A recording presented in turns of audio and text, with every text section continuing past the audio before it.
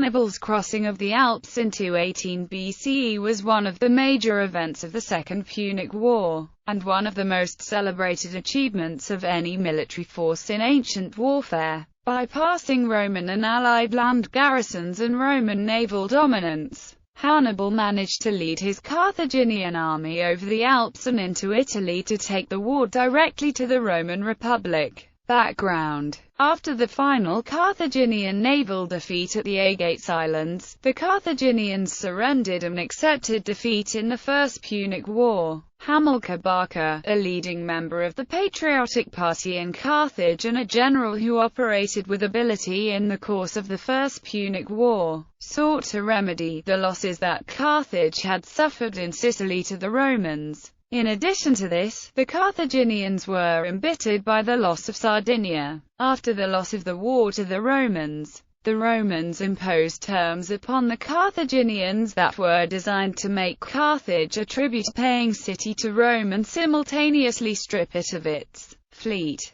While the terms of the peace treaty were harsh, the Romans did not strip Carthage of her strength. Carthage was the most prosperous maritime trading port of its day, and the tribute that was imposed upon them by the Romans was easily paid off on a yearly basis, while Carthage was simultaneously engaged by Carthaginian mercenaries who were in revolt. The Carthaginian Patriot Party was interested in conquering Iberia, a land whose variety of natural resources would fill its coffers with sorely needed revenue and replace the riches of Sicily that, following the end of the First Punic War, were now flowing into Roman coffers. In addition, it was the ambition of the Barcas, one of the leading noble families of the Patriotic Party, to someday employ the Iberian Peninsula as a base of operations for waging a war of revenge against the Roman military alliance. Those two things went hand in hand, and in spite of conservative opposition to his expedition, Hamilcar set out in 238 BC to begin his conquest of the Iberian Peninsula with these objectives in mind. Marching west from Carthage towards the Pillars of Hercules, where his army crossed the strait and proceeded to subdue the peninsula. In the course of 9 years Hamilcar conquered the southeastern portion of the peninsula. His administration of the freshly conquered provinces led Cato the Elder to remark that there was no king equal to Hamilcar Barca. In 228 BC, Hamilcar was killed, witnessed by Hannibal, during a campaign against the Celtic natives of the peninsula. The commanding naval officer, who was both his son-in-law and a member of the Patriotic Party, Hasdrubal the Handsome, was awarded the chief command by the officers of the Carthaginian Iberian army. There were a number of Grecian colonies along the eastern coast of the Iberian Peninsula, the most notable being the trade emporium of Saguntum. These colonies expressed concern about the consolidation of Carthaginian power on the peninsula, which Hasdrubal's deft military leadership and diplomatic skill procured.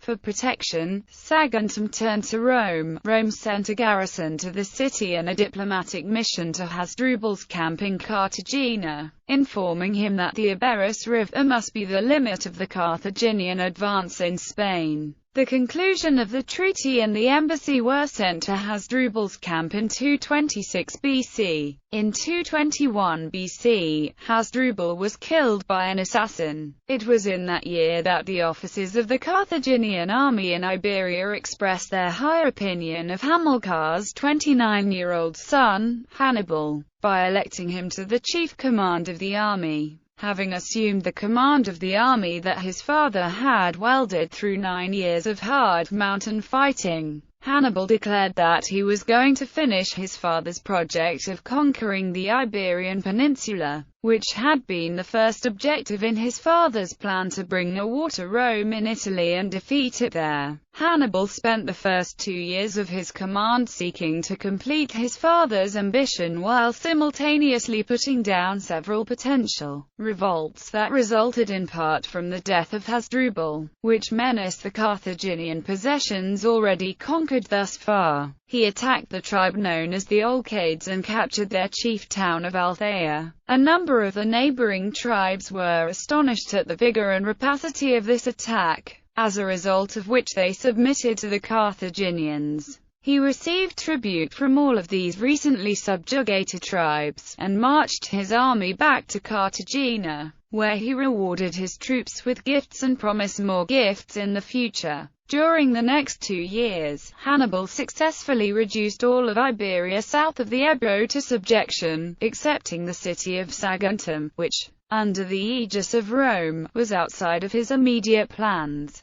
Catalonia and Saguntum were now the only areas of the peninsula not in Hannibal's possession. Roman foreign relations. Hannibal was informed of Roman politics, and saw that this was the opportune time to attack. He had Gallic spies in every corner of the Roman Republic, even within the inner circles of the Senate itself. The Romans had spent the years since the end of the First Punic War tightening their grip on the peninsula by taking important geographical positions in the peninsula in addition to extending Rome's grip on Sicily, Corsica and Sardinia. In addition to this, the Romans had been at war with the Padana Gauls off and on for more than a century. The Boyar had waged war upon the Romans in 238 BC, a war that lasted until 236 BC. In 225 BC, the natives of northern Italy, seeing that Rome was again moving aggressively to colonize their territory, progressed to the attack, but were defeated. The Romans were determined to drive their borders right up to the Alps. In 224 BC, the Boyar submitted to Roman hegemony, and the next year the Anari also submitted to the Romans. In 223 BC, the Romans engaged in another battle with the Gauls, this time, the Incubers. The Romans at first sustained significant losses against the Incubers while they were attempting to cross a ford near the junction of the Po and the Adda. After encamping in this country for some days without taking any decisive action, the Roman consul on the spot decided to negotiate a settlement with the Incubers. Under the terms of this freshly negotiated truce, the Romans marched out with full honors into the territory of their allies, the Cenomani. However, once they were safe within the territory of the Cenomari, the Romans again marched their army into the territory of the Incubers and were victorious. In 222 BC, the Celts sent an embassy to the Roman Senate, pleading for peace.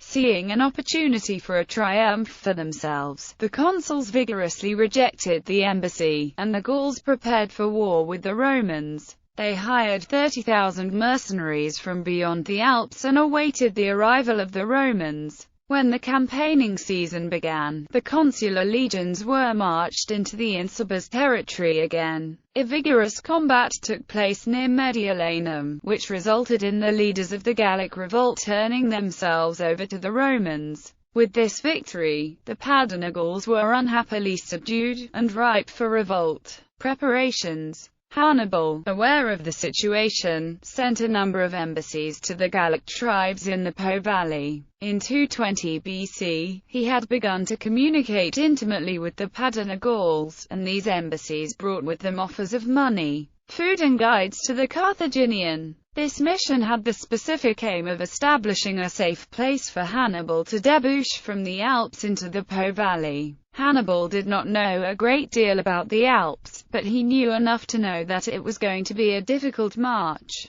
He had had some scouts give him reports concerning this mountain chain, and he received reports of the difficulties to be encountered there from the Gauls themselves. He did not desire to cross this rugged mountain chain and to descend into the Po Valley with exhausted troops only to have to fight a battle. Hannibal knew enough about the Alps to know in particular that the descent was steeper than the ascent into the Alps. This was one of the reasons he wanted to have allies into whose territory he could march. Italy is a part of the African continental plate, not the European plate. The Italian peninsula has been jammed into Europe through tectonic plate movements, which created the Alps and more particularly, made the Italian side of the Alps considerably steeper. The Romans had poorly treated those Gauls whom they had recently conquered, distributing their land to Roman colonists and taking other unscrupulous measures to ensure the fidelity of these freshly conquered tribes. The Insubers, whose tribal territory immediately abutted the Alps, and the Boyar, farther down the Po,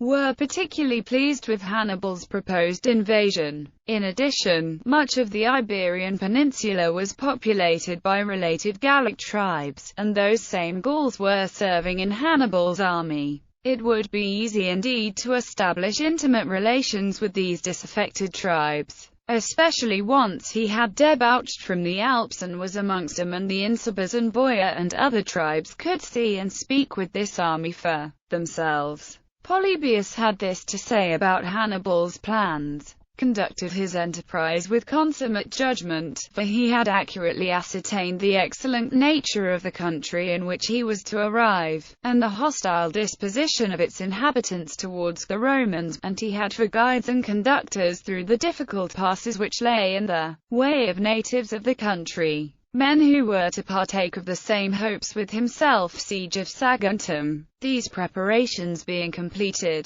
Hannibal sought to induce the Saguntines to come to arms with him and thereby declare war on Rome through her proxy. He did not desire to break the peace himself, and resorted to a variety of stratagems in order to induce the Saguntines to attack. However, the Saguntines did nothing except send a diplomatic mission to the Romans to complain about the belligerence of the Carthaginians. The Senate, in its turn, sent a committee to Iberia to attempt to settle the issue diplomatically. Hannibal had no interest in treating with this commission, and treated it with contumely, hoping that it would drive the commission to declare war. However, the commission was not fooled and knew that war was in the air. The commission kept its peace, but brought news to Rome that Hannibal was prepared and was going to strike soon. The Senate took a number of measures in order to free up its hands for the coming conflict with the Carthaginian. An Illyrian revolt was put down with energy, and the Romans sped up the construction of a number of fortresses in Cisalpine Gaul. Demetrius of Pharos had abandoned his previous alliance with Rome and was now attacking Illyrian cities that had been incorporated into the Roman state.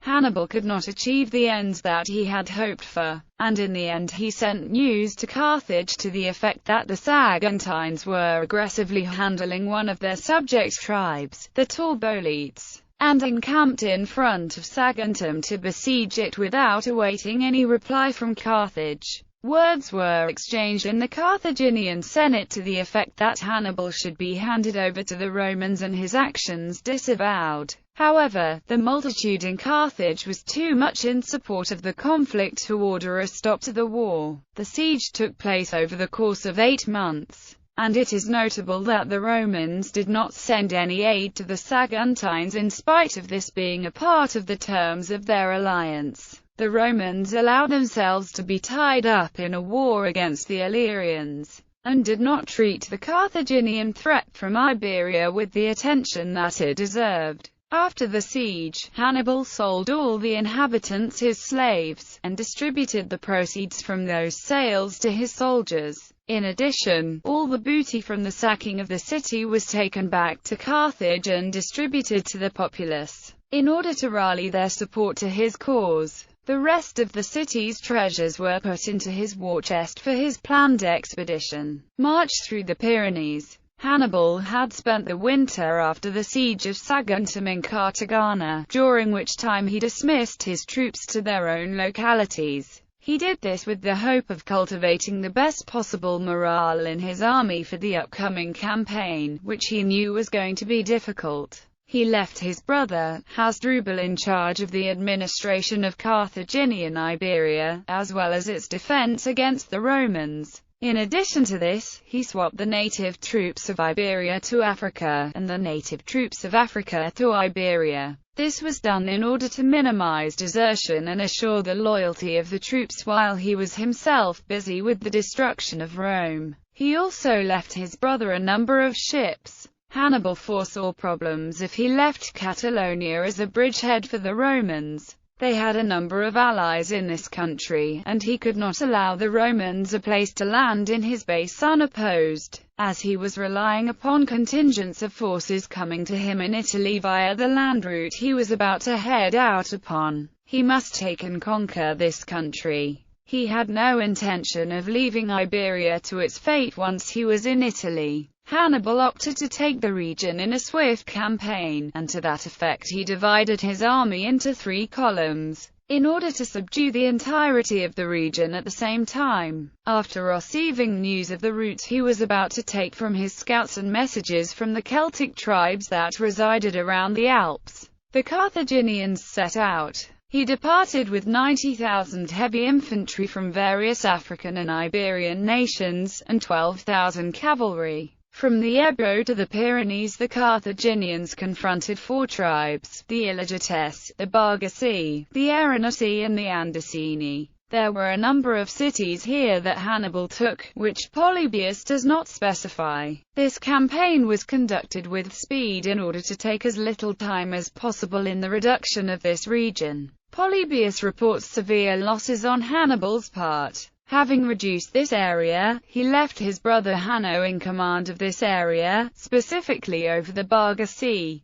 whom he had reason to distrust due to their affiliation with the Romans. He left his brother in control of this country with 10,000 infantry and 1,000 cavalry. At this early juncture in the campaign, he opted to send home another 10,000 infantry and 1,000 cavalry. This was done to serve 2 purposes. He wanted to leave a force of men behind who would retain positive sentiments towards Hannibal himself, and he wanted the rest of the Iberians to believe that the chances of success in the expedition were good, and as a result of which they would be more inclined to join the contingents of reinforcements that he anticipated calling up during the course of his expedition. The remaining force consisted of 50,000 infantry and 9,000 cavalry. The principal column was the right column, and with it was the treasure chest, the cavalry, with baggage, all the other necessities of war and Hannibal himself. This was the critical column, and it was no coincidence that Hannibal was with this column. As long as Hannibal had no ships to keep himself abreast of the exact movements of the Romans,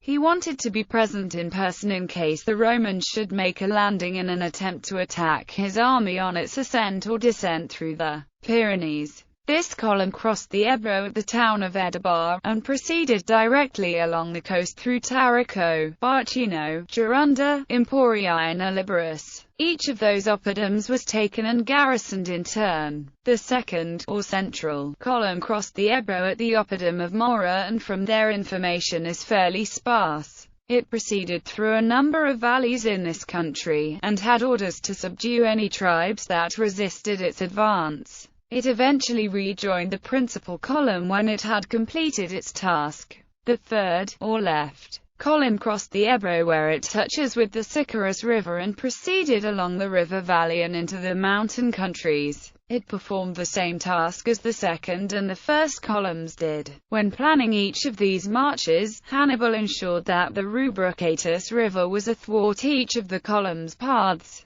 So if any of the columns should be placed in a disadvantageous situation, the other columns could march up and down the river in support of each other. Should one be placed in a perilous position by the barbarians. The campaign was conducted over the course of 2 months, and was incredibly costly. Over the course of the 2-month campaign, Hannibal lost 13,000 men.